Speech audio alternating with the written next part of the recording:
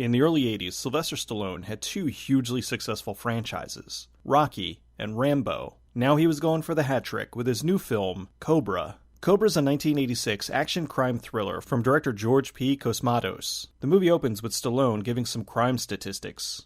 A violent crime every 25 seconds. A murder every 24 minutes.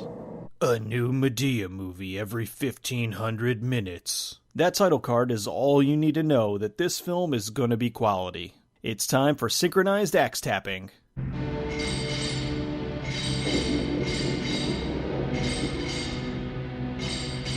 Bob is so embarrassed. He brought his hatchet to work on Double Axe Day. It's Christmas in California. Better put on a jacket and scarf. It might dip below 80 today. Obvious evil guy is headed into a grocery store to cause some chaos. Don't stand between this guy and his Funyuns. He pulls out a shotgun and goes on a rampage. My name is not important. What is important is what I am about to do. I just fucking hate grocery stores. Take that, produce. Take that, coffee. Take that, electric soda. This crime spree brought to you by Huggies and Bounty, the quicker picker-upper.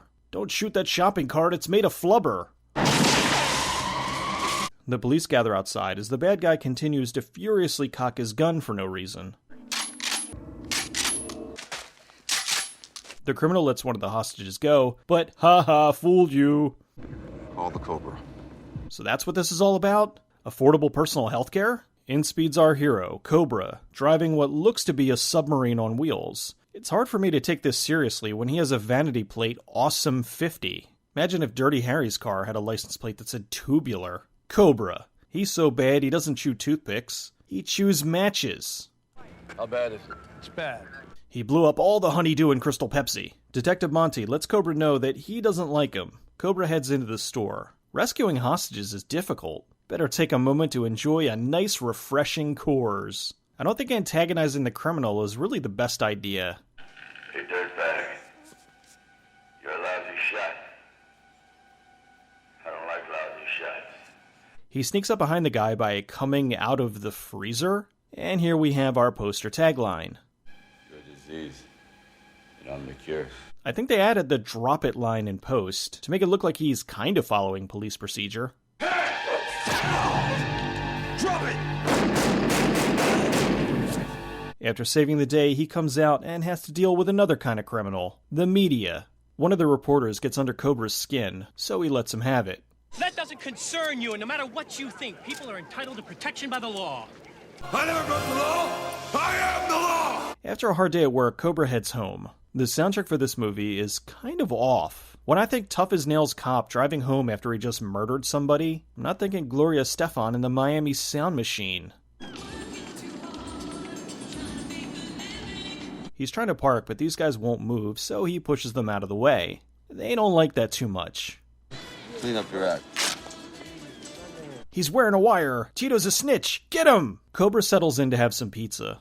What exactly is the point of this? I want some pizza, but really only the first half of a slice. Cobra turns on the news. They're talking about someone called the Night Slasher, a guy who's been going around cutting up random people. They haven't had a lead on who's doing the crimes. I'm thinking it's whoever's in the free candy van here. The waitress goes for her car, but gets attacked. So it seems the Night Slasher is really the Night Slashers. Or maybe she just pissed off the toe cutter gang. Cobra lets the cops know why they can't catch the Night Slasher. Because as long as we have to play by these bullshit rules and the killer doesn't, we're gonna lose. Then he goes to blow off some steam. Would the gun range really be right across the hall from the captain's office? The Night Slasher targets their next victim. Oh no, thank you, I don't need any woodcutting services. The gang kills the woman right when another car's passing by. Yeah, this is not a face you'd want to stop for. The police are investigating the murder, but they're all out of leads, so they call Cobra. Uh-oh, the Night Slasher gang has a dirty cop on the inside. She's looking up the license plate of the car that they saw last night. It belongs to Ingrid Knudsen? That's the name the writers came up with? It's one step above Millicent Flubachisa. The captain tells Gonzalez and Cobra to do whatever's necessary to stop the Night Slasher. This begins the investigation montage that for some reason is flashing homeless people and robots.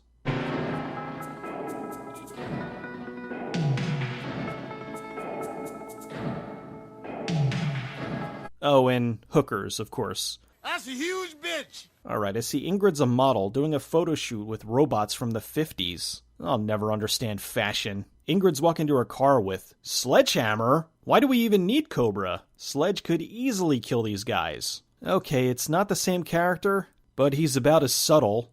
I'd be sick not to want to sleep with you. Sounds like Brigitte is still working on that whole acting thing.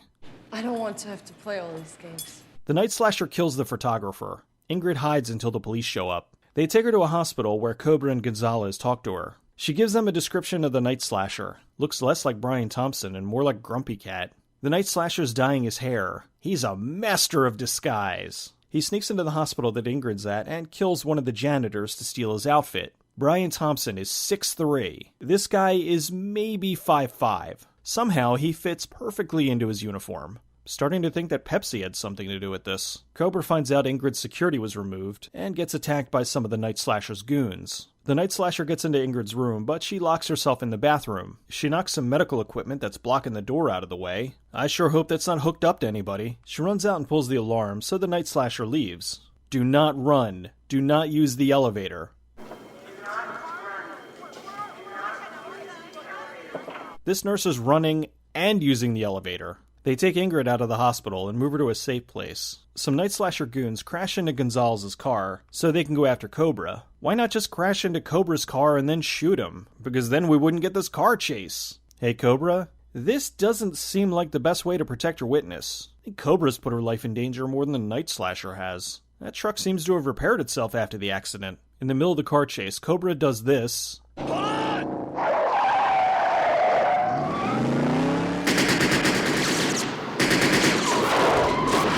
And it's amazing. Of course this car has nitrous. They follow them into a shipyard and flip the car. Although, wait a minute. Isn't that the night slasher's car right there?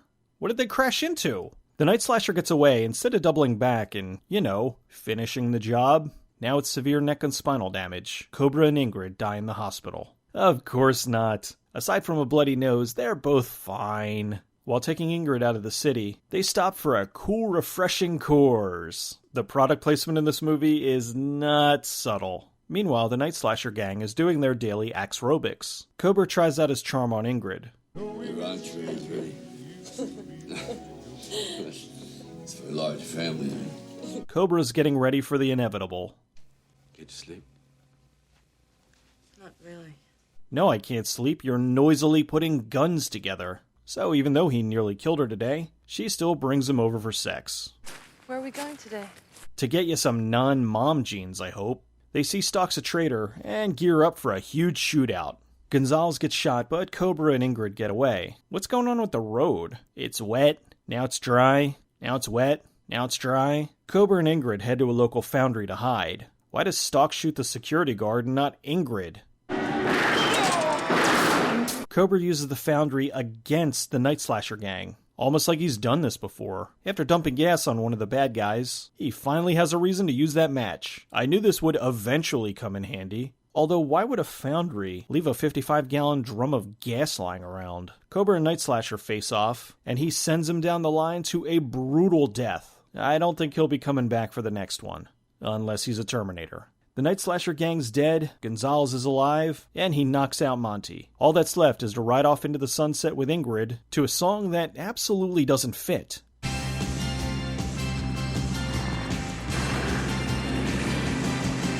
Also, he's using one of the bikes from the gang. Wouldn't that be evidence? The movie was filmed mostly in Long Beach, California, for about $25 million.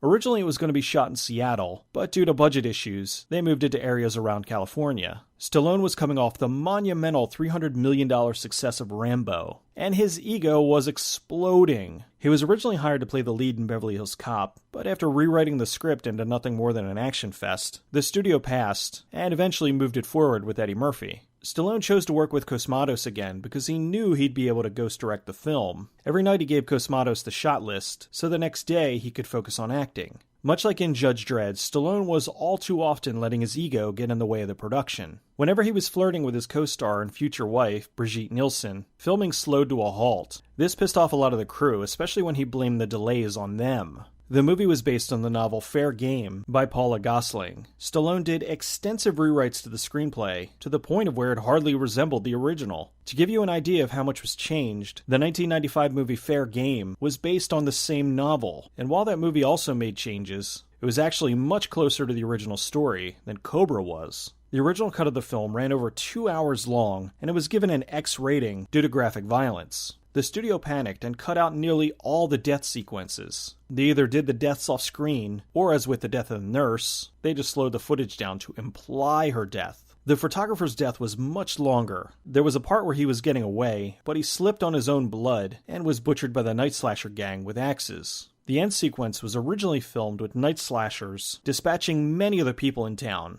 Stallone knew that Top Gun was going to open a week before Cobra, so he insisted they cut the film down to under 90 minutes, so it would get an extra screening each day. Unfortunately, by doing this, they removed a large subplot, shortened many of the action sequences, and reduced the on-screen violence. The tactic was successful as Cobra opened in the #1 spot on Memorial Day weekend. A lot of people incorrectly regard the film as a flop. While the critics didn't like it, the film grossed over $160 million, which more than covered its $25 million budget. The molten steel was a special colored gelatin, and they had lights underneath it to make it appear red hot. They intercut the scene with footage from an actual foundry. The full name of Cobra, Marion Cobretti.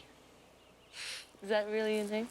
is an homage to John Wayne, whose real first name is Marion. Stan Bush's song The Touch was originally written for Cobra, but they didn't use it, so it was picked up for the soundtrack of Transformers, the movie. The Night Slasher rituals were filmed inside an empty swimming pool in an abandoned building. The girl Cobra saves in the beginning is Sylvester Stallone's niece. I enjoy Cobra for what it is, a balls-out, unapologetic 80s action movie. However, I feel that there was originally a great film here, something beyond what we were given. By cutting down the violence, it makes the Night Slasher gang seem not as big a threat as they should be. This goes into the subplot they cut out that explained the motives of the Night Slasher gang and showing just how far their influence was. Some of the extended violence that was cut was a kid delivering the severed hands of a victim to the police, a guy strangled with barbed wire, and a close-up of the Night Slasher as Cobra pushed him onto the hook. In the theatrical cut, the other cops always freaked out on Cobra for his excessive violence, but in the toned-down version of the film, he didn't seem to be going that far off the rails. Aside from the car chase, most of the things that he was doing seemed reasonable. Well, reasonable within an action movie world.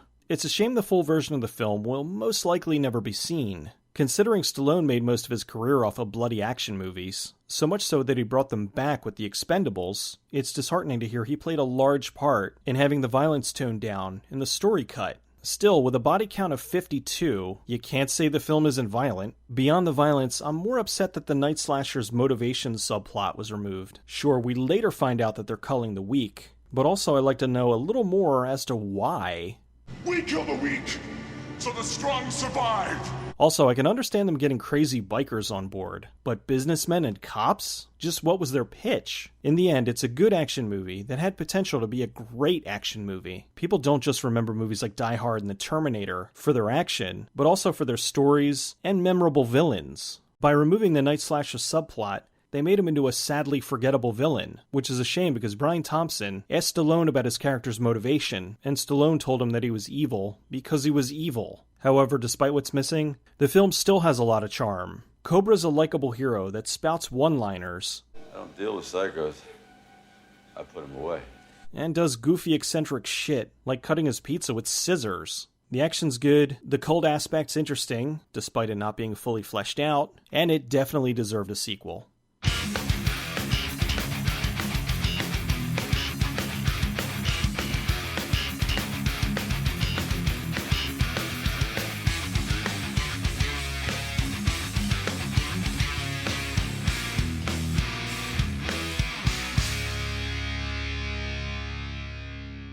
You know what the trouble with you is? You're too violent.